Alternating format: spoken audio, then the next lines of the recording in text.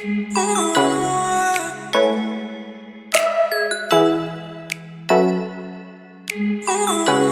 everyone, welcome to Prisha ditya's world. আজি বহুত দিনৰ মূৰত আপোনালোকৰ মাজলৈ এটা সৰু ব্লগ লৈ আহিছো।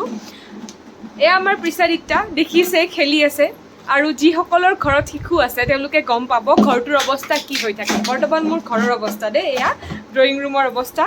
তাকে ভাবো এইখিনি সময়ত যদি কোনোবা এজন আলহী আহি ওলাই কি যে মানে অৱস্থা হ'ব নহয়। বাৰু উপায়টো নাই আৰু আমাৰ প্ৰিছা দিত্যাই অকলে অকলে ঘৰত কেনেকৈ খেলি থাকে মই বোলো তাৰে অকণমান ভিডিঅ' আপোনালোকৰ লগতো শ্বেয়াৰ কৰোঁ ব'লক নহ'লে। হাই আশু, কি কৰিছা মা?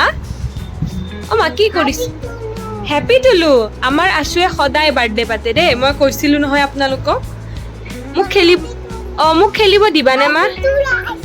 আইছি মোক খেলিব দিবা মা? হা? অ' দিয়া। অ' মা ইমান টেষ্টি, মোক খেলিব দিবানে? হা? মোক খেলিব দিবানে?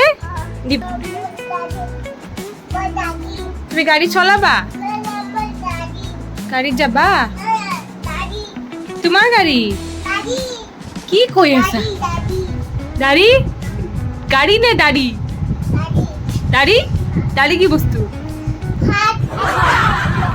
অ' দালি ভাত খাবা ইয়াতে বুজি পাব যে ইমান দিগদাৰ হয় নহয়।